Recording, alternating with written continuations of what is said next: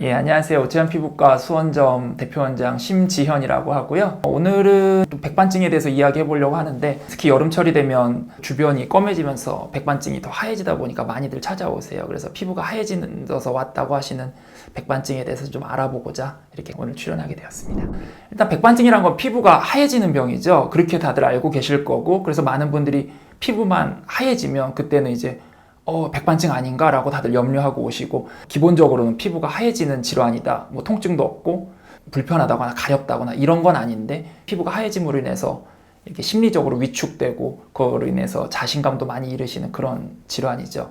그래서 기본적으로 백반증이란 거는 피부의 색깔을 만들어내는 멜라닌 세포가 있는데, 그 멜라닌 세포가 여러 가지 이유로 인해서 피부에서 이제 쉽게 말씀드리면 죽는 거죠. 그래서 멜라닌 색소를 만들어내는 세포가 없다 보니까 색소가 만들어지질 않는 거예요. 그러니까 더 이상 그 피부는 제 색깔을 낼 수가 없게 되죠. 그래서 주변 살과 비교해서 피부가 하얗게 보이는 질환을 백반증이라고 합니다. 네, 그러면 이 백반증은 좀 후천적인 요소가 많은 건가요? 실제로 백반증 있으신 분들이 이제 자제분들 때문에 걱정을 많이 하세요. 내가 백반증인데 우리 아이는 백반증에 걸릴 거냐 아니냐 뭐 이런 것들 많이 염려하시고, 실제로는 유전적인 게 분명히 중요한 요소가 맞고요. 중요한 요소는 맞는데 반대로 뭐 같은 유전자를 가지고 있는 쌍둥이의 경우에도 한 사람은 증상이 나타나고 한 사람은 증상이 안 나타나고 이런 경우도 있고, 그러다 보니까 뭐 유전적인 거 플러스 백반증을 유발하는 다양한 이제 자극들이 있거든요. 스트레스를 많이 받는 것들, 그 다음에 자외선을 포함해서 많은 염증들, 뭐 예를 들어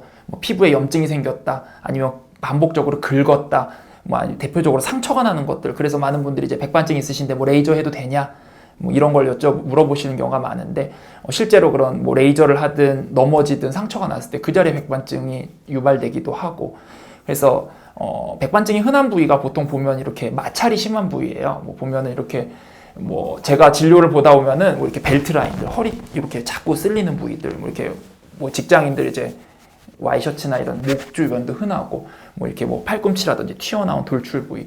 그래서 그런 반복적인 마찰, 오히려 뭐 일시적인 강한 마찰보다는 사소하게 자꾸 반복되는 장시간 그런 마찰들이 좀 백반증을 유발할 때 있어서, 이제 뭐 예를 들어 모자를 쓰시는 분들은 이마에 이렇게 나 있는 경우들이 좀 보거든요. 그럼 모자를 좀 아니면 옷을 좀 헐렁하게 입으시라, 뭐 이런 조언을 드리기도 합니다. 백반증에 대한 좀 편견, 사람들의 뭐 오해, 뭐 이런 거 환자들 혹시 있나요? 네네. 뭐 이런 많은 분들이 걱정하시는 게 전염성. 이게 사실 백반증 본인보다는 주변 분들이 혹시나 뭐 이게 저게 나한테 없는 거 아닌가 뭐 이런 염려를 하시는 경우도 본 것 같고, 그러다 보니까 뭐, 그리고 내가 예를 들어 여기를 치료를 안 하면 다른 데로 이렇게 번지나 전염되나, 근데 이제 사실 뭐 기존 병변을 치료한다고 다른 데가 안 생기고 이런 개념은 아니에요. 그래서 무슨 뭐 세균이나 감염성 질환처럼 번지고 이런 건 아닌데, 약간 거기에 대한 약간 좀 편견이 있으신 것 같고, 그리고 완치가 안 된다라는 편견도 좀 갖고 계신 것 같고, 물론 광범위하고 힘든 백반증 타입은 완치가 좀 어려운 건 맞는데,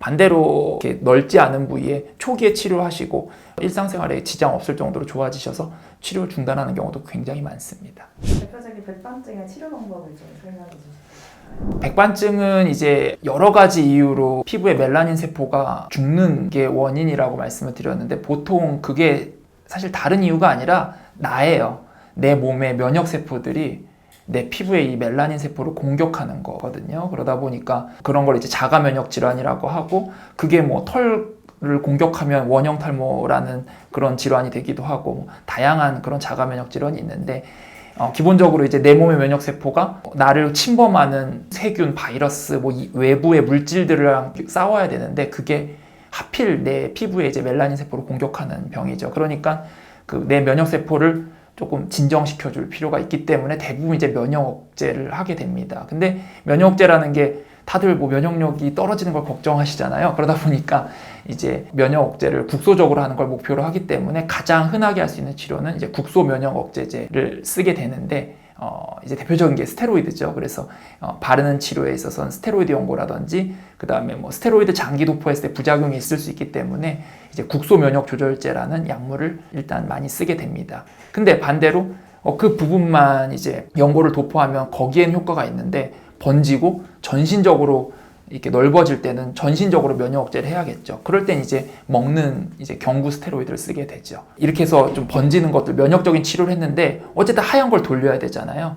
이제 거기서부터는 이제 흔히들 알고 계시는 전신 통에 들어가서 하는 자외선 치료를 한다거나 엑시머 레이저라고 불리는 치료를 이제 국소적으로 치료를 해서, 물론 뭐 이제 자외선 치료나 엑시머 치료가 약간 면역 억제 효과도 있지만 주목적은 이제 색깔을 다시 만들어내는 자극을 주는 거죠. 뭐 이게 여름에 자외선 보면은 피부가 검해지는 것처럼, 뭐 물론 뭐 좀 다릅니다만 어쨌든 유사하게 자외선으로 자극을 줘서 피부 색소를 이제 만들어내는 치료를 하게 됩니다.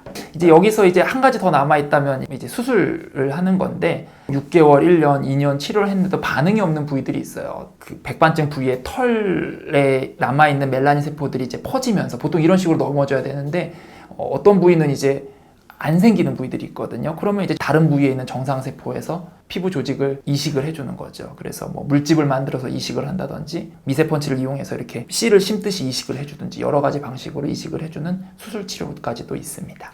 엑시머 레이저 말씀하셨는데 조금만 더 설명을 더 해주실 수 있는 부분이 있을까요? 저는 좀 마라톤이라고 좀 비유를 드려요. 오실 때 뭐 얼마나 해야 되냐 이런 얘기를 들으면은 뭐 보통 뭐 주 2회에서 이렇게 3회까지도 치료를 한다고 되죠. 보통 주 2회를 많이들 치료를 하시는데, 주 2회를 하는 게 너무 힘들어서 하다 지치실 것 같으면 차라리 뭐 주 1회라도 그냥 꾸준히 길게 하시는 게 더 중요하다고 얘기를 드려요. 그래서 뭐 치료 기간은 정말 짧게 수개월에서부터 수년에 걸쳐서 장기간 치료하시는 분도 있고, 뭐 아픈 거 걱정하시는 분이 있으신데 뭐 통증은 전혀 없다고 보셔도 되시고, 다만 이제 엑시머 치료랑 자외선 치료, 통에 들어가서 하는 치료의 차이점이 좀 있다면, 아무래도 통에 들어가서 하는 치료는 전신을 넓게 할 수 있다 보니까 백반증이 넓게 퍼져 있으신 분들한테 좀 유리할 거고, 반대로 불필요한 부위까지 자외선을 받다 보니까 그것이 자극이 될 수도 있는데, 엑시머 레이저는 그 부분만 의사가 직접 이렇게 조사를 하기 때문에 통에 혼자 들어가기 어려운 소화라든지 굳이 전신에 퍼져 있지 않은 경우에는 엑시머가 더 장점도 분명히 있다고 생각을 합니다.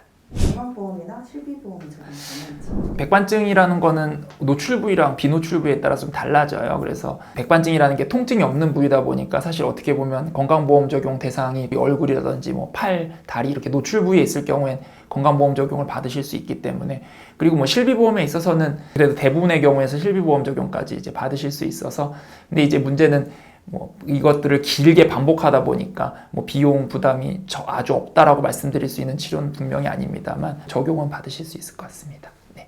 원장님, 백반증 이거 완치가 된 건지.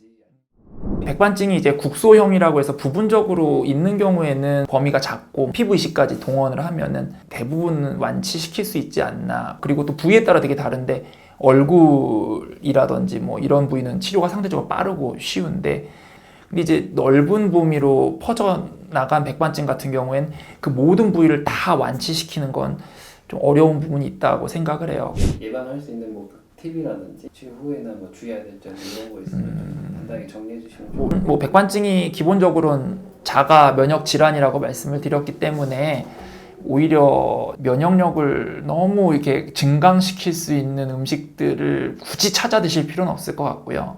그리고 아까 말씀드렸듯이 이제 자극을 주의해야 되는데, 마찰을 좀 주의해 주시고, 자외선 노출로 인한 상처라든지, 그리고 뭐 술, 담배 같이 뭐 몸에 안 좋은 것들 항산화가 안 되잖아요. 반대잖아요. 그런 것들은 다 피해 주시는 게 좋을 것 같습니다.